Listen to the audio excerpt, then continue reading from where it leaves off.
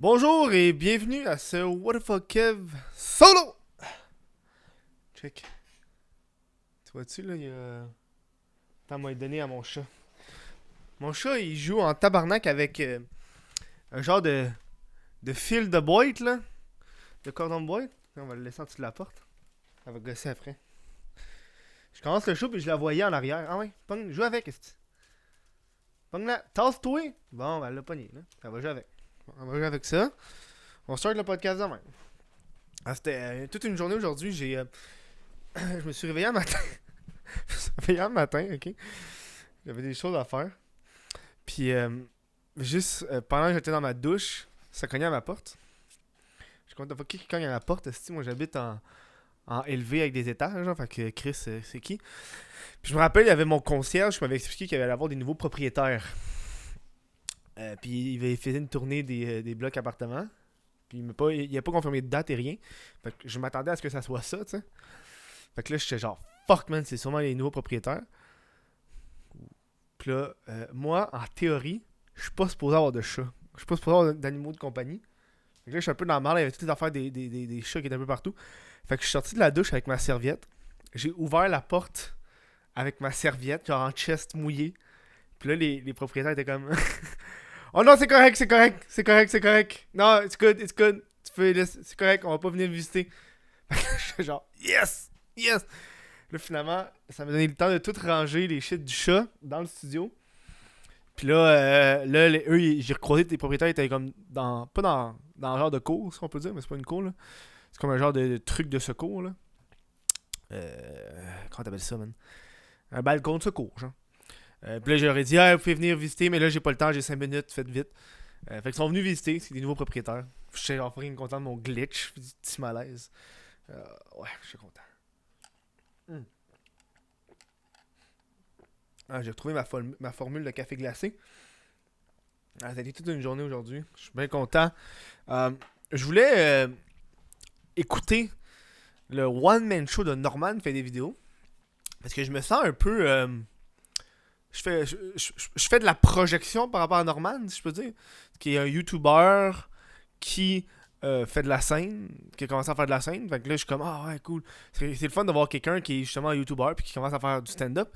Lui, évidemment, il est en France, puis on n'a pas le même nombre d'abonnés, pas pantoute. Fait que j'étais curieux de voir comment serait son numéro et son deuxième one-man show qui s'appelle Norman, le spectacle de la maturité. Le spectacle de la maturité. Et il est disponible sur Amazon Prime, mais pas au Canada, en France. Fait qu'il a fallu que j'utilise un VPN pour mettre en France pour l'écouter sur mon ordinateur. Le spectacle il dure 56 minutes et 37 secondes.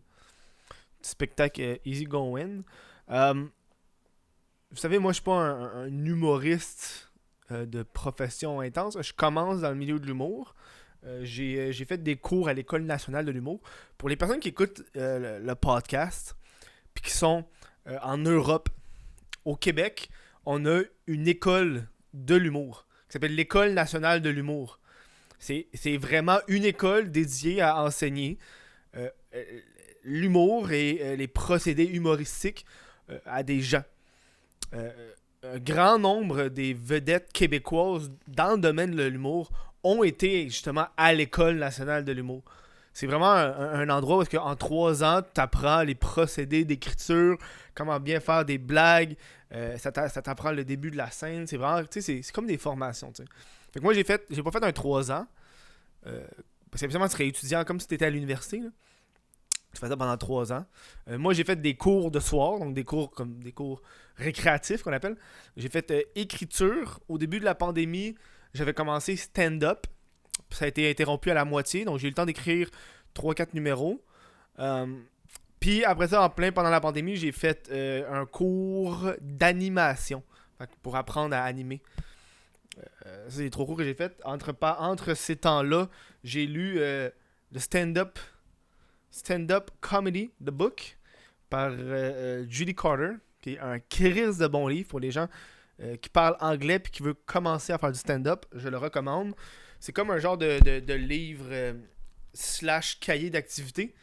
Fait qu'elle te donne genre des exercices à faire dans le livre, des trucs pour. Tu sais, je l'ai pas complété parce que j'ai essayé d'écrire dans mes livres, moi. Mais tu sais, mettons, je te donne un exemple, là, je pense que je l'avais une ici, là. Tu sais, ici, là. Bam. C'est comme un livre, là, tu peux écrire dedans. Moi, j'écris au stylo. C'est comme des petits exercices. Puis là, en ce moment, je suis en train d'écrire The Comedy Bible. Pas en train d'écrire, c'est en train de lire The Comedy Bible, qui est par la même auteur, Judy Carter. Tu sais, le premier, c'était vraiment juste stand-up. Celui-là, c'est comme vraiment pour l'humour général, là. Auteur, écrire des sitcoms, plein de trucs comme ça. Puis là, je suis en train de lire parce qu'elle a sorti un deuxième volume que je veux lire, que je veux m'acheter. J'ai demandé ça à cadeau de Noël. Fait que je veux finir The Comedy Bible avant de commencer l'autre. T'sais. Parce que c'est un livre, on s'entend, qui date de 2001. Pour le Comedy Bible. Fait que là, elle a fait une mise à jour en 2019. Avec des trucs. Tu sais, dans ce temps-là, ça dit promène-toi avec un calepin et un crayon. Tu sais, de nos jours, plus personne n'a ça. Bref. Fait que je commence le milieu de l'humour. C'est ça que moi, quand j'étais kid, j'adorais. Moi, quand j'étais enfant, je voulais devenir humoriste. C'est ça mon travail que je voulais faire à l'époque. Puis finalement, ça n'a pas marché. C'est pour ça que je me suis dit, ah, cool, on va regarder. Norman fait des vidéos. Bon, c'était une intro. On va parler du spectacle en soi. C'est la première fois que je vois Norman sur scène. Ce qui fait extrêmement changement de ses vidéos YouTube. Beaucoup de choses à dire par rapport à ça. On s'entend, il y a comme une barrière de la langue. Beaucoup d'expressions puis de référents que j'ai pas pu comprendre, mais ça c'est correct. Je peux pas être mad puis être fâché parce que je comprends pas les référents. Ça m'a pas causé de problème. Les blagues, il y en a une couple que j'ai ri fort. Je m'y attendais pas. Des bons punchlines. Il y en avait qui étaient extrêmement faibles. Je trouvais que sur scène, il était stiff. Il bougeait pas beaucoup. Tu sais, il y a comme une grande scène avec un beau décor, un tabouret. Il touche au tabouret une fois en 1 heure. C'est pas comme si... Tu sais, souvent, quand tu regardes des stand-up, il y a des tabourets. Souvent, il y a comme un moment où est-ce que l'humoriste s'assoit sur le tabouret pour parler de quelque chose de plus tragique.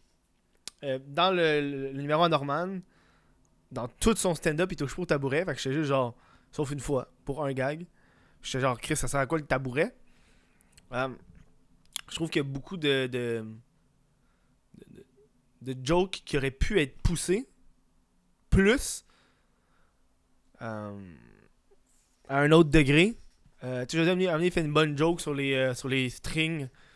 Il parle que les Kardashians sont tellement influenceuses. Ils influencent tellement les gens que quand ils parlent de quelque chose, tout le monde l'achète. Après ça, il dit, tu sais, moi, comme par exemple, je porte leur G-string en ce moment. Ça, je trouvais ça drôle. J'aurais trouvé ça calissement plus drôle qu'ils portent réellement un G-string puis qu'ils nous le montrent. Tu sais, ça, c'est le petit genre, oh! Le petit genre, oh! Parce qu'il dit, genre, je porte un G-string. Mais imagine, le gars, il porte vraiment un G-string. Ça aurait été drôle. Puis je pense que des fois, c'est des jokes comme ça qui étaient bonnes. Puis t'aurais pu rajouter une surenchère, comme on dit. Un punch, surenchère sur le punch.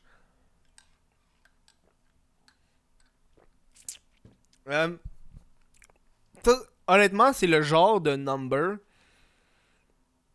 que si c'était pas parce que je savais que j'allais faire un podcast là-dessus, je l'aurais arrêté après 15-20 minutes. Moi, quand je veux des numéros comme ça, je m'attends à un rire par minute, un bon rire par minute. Puis c'était pas présent. Pour moi, en tout cas, pour moi. Je sais pas si en France, ils mettent des effets sonores de rire. J'ai l'impression qu'ils en mettent pas parce qu'il y avait beaucoup moins de rire quand t'écoutes des trucs américains. Fait que j'imagine que les trucs américains mettent des rires en canne, comme on l'appelle.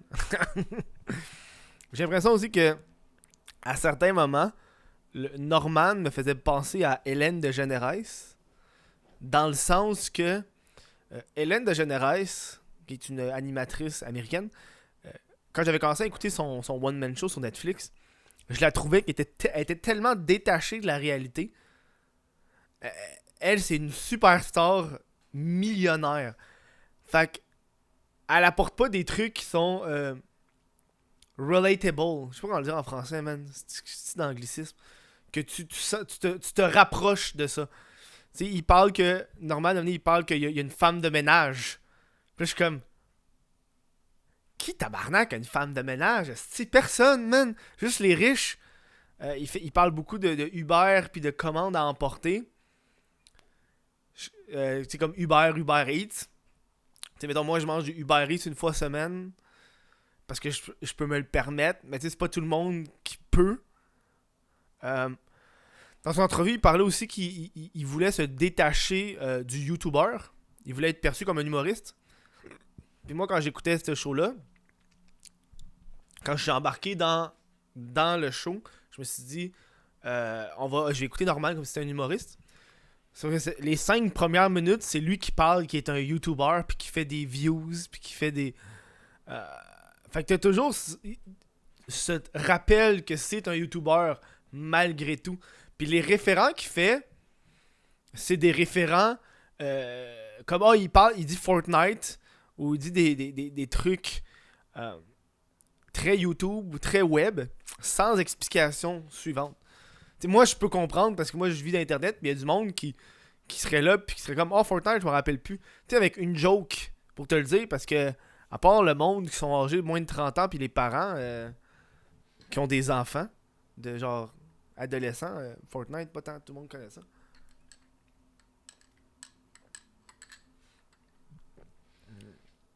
Est-ce que j'ai apprécié le show? Pas tant, là. Tu sais, mettons, si je le compare à Bo Burnham qui est un YouTuber, lui il faisait des vidéos à l'époque quand YouTube a commencé, genre 10 ans, là. Il faisait des tunes avec son piano, des chansons humoristiques, puis des petits sketchs sur YouTube, puis il est devenu ultra connu grâce à YouTube. Après ça, il a parti, puis il a fait des tournées, puis son numéro, son one-man show, What, est disponible au complet sur YouTube. C'est crissement bon. Puis ça, c'est un YouTuber. On peut dire que c'est un YouTuber, là, parce qu'il y avait des millions de vues. Puis tout le long de son numéro d'humour à Bo Burnham, jamais il parle de YouTube. Jamais il va aborder le sujet que c'est un influenceur. Puis ça, je trouve ça c'est cool, ça. Ça, je pense, c'est comme... Puis tu sais, moi, j'apprends de ça. Je suis content d'avoir écouté ce show-là. Tabarnak de gros québécois. Je suis content d'avoir écouté ce show-là parce que ça m'a permis de voir des choses qu'il faudrait pas que je fasse moi. Parler de YouTube, parler de ça. J'ai l'impression que moi aussi, le monde va tout le temps m'attacher à YouTube. Puis je veux faire plus que ça. Un bout dans son number, il fait un accent québécois. C'est pas le meilleur accent québécois que j'ai entendu d'un français, pour être honnête avec toi. C'est pas super, là, c'est correct. Mais c'est pas le meilleur truc. C'est toujours l'accent genre de col, tu sais, qui s'est pas articulé, tu sais. Il peut avoir un accent plus acadien, mais c'est pas québécois, là, mais c'est canadien. Bref, c'est mon petit review de ça. Moi, je vais vous laisser parce que j'ai crissement le goût de fumer un joint. Un joint. Man, depuis que j'ai fait ma vidéo sur la SQDC, je suis en train de penser à faire une vidéo sur les cabanes à potes. C'est quoi une cabane à potes? Man, il y a une cabane à potes qui m'a contacté sur Instagram. C'est dans le fond, c'est tous les petits commerces de cigarettes là, dans les réserves amérindiennes sont transformés en cabanes à potes. Fait que c'est des endroits que tu t'en vas pour acheter du pot. Genre Snoop Dogg, quand il était à Montréal, il est même pas allé à SQDC, il est allé à une cabane à potes. À Oka. Puis là, j'ai acheté un genre de Raw Automatic Rolling Box. Parce que moi, mon problème, c'est que je ne sais pas rouler. Puis j'ai rouler. Fait que dans le fond, c'est une boîte qui roule automatiquement. Attends, je vois là. Tu fermes la boîte, puis ça le roule. Bref. Je vais aller faire ça, me relaxer, me gamer. Ça, je vais faire. Parce que là, on est en fin du show. Ah, c'est un petit show, tu sais, tabarnak. Combien de temps? 14 minutes. C'est un show qui est très court, hein. Avant de vous laisser, je tiens à vous informer qu'aujourd'hui, c'est la première fois. En fait, vous savez, moi, le Chris de podcast, ça fait quasiment un an là, que c'est plus moi qui monte ça. Le What the Fuck Solo, c'est moi qui monte, parce que c'est pas compliqué. Là, c'est une bande de son, une vidéo, ching chang, export, merci, bonsoir. Puis, Puis, j'ai délégué une vidéo YouTube What the Fuck Kev. C'est pas moi qui la monte. Ça fait que je suis un peu stressé. Parce qu'il y a quelqu'un qui monte mon bébé. Mais en même temps, je suis extrêmement content parce que ça me permet de passer 1 heure à regarder le number de Norman, faire un What the fuck solo, continuer à écrire des vidéos. Sinon, moi, en ce moment, je serai en montage là, pendant les 2-3 prochains jours. Mais sauf que là, j'ai réussi à commencer à écrire une chanson pour un numéro. Pas pour un numéro, mais pour une vidéo que je veux faire, une chanson humoristique. Fait que je suis fucking content du temps que ça me libère. Je vais être honnête avec vous. Quand j'ai délégué, quand j'ai fini mon meeting avec le monteur, on l'a fermé. Je me suis levé, j'ai fait des allers-retours dans mon appart, puis j'étais comme, bon, ben, je fais quoi, là? Puis là, man, la créative... Ok, là, ok, écrit. Puis là, je fais ça sur mon ordi, puis j'ai écrit pendant genre 1 heure et demie, puis j'étais comme, that's it, boy! Boy! Je pense que c'est ça que je vais faire le plus souvent maintenant. Bref, sur ce, je vous laisse, ma gang. Je vais prendre le temps de remercier des Patreons, hein, parce que si vous voulez supporter le What the fuck Kev solo, même les crises de podcast, ça se passe sur patreon.com. What the fuck Kev, moi je demande $1. Merci, bonsoir. Tu payes à l'année, man. Tu payes pour l'année, ça te coûte 10$. Tu sauves 2$, tabarnak. Hein? Moi, je trouve que ça vaut la peine. Ça me supporte. Puis c'est une des raisons pourquoi je continue à faire le What the fuck Kev solo. C'est que les Patreons augmentent de plus en plus à tous les jours. Je suis content. Ce qui fait que ça me donne un peu le... Pas la force, pas ça le... Comment t'appelles ça, man? Tu sais, Hey, j'ai de la misère à parler aujourd'hui, tabarnak, j'ai même pas encore fait, j'ai de la misère. Pas la force, mais tu sais, ça te donne le goût, la motivation. C'est ça que je cherchais le mot. La motivation de continuer. Gros merci à Olivier Bouchard, Jesse Desormeaux, Tristan Saint-Laurent, Arbo, Raymond, Carl Benatché, Greg Simard, Audrey Nollet, Alexandre Brassard, Samuel Turcotte, Nicolas Labrec, Charles Briand, Olivier Bousquet, Mylène Lavigne, William Allard, Joanie Gagnon-Blais, Jérôme Picard, Félix Crochetière, Raphaël Desbiens, Raphaël Duval, Chani...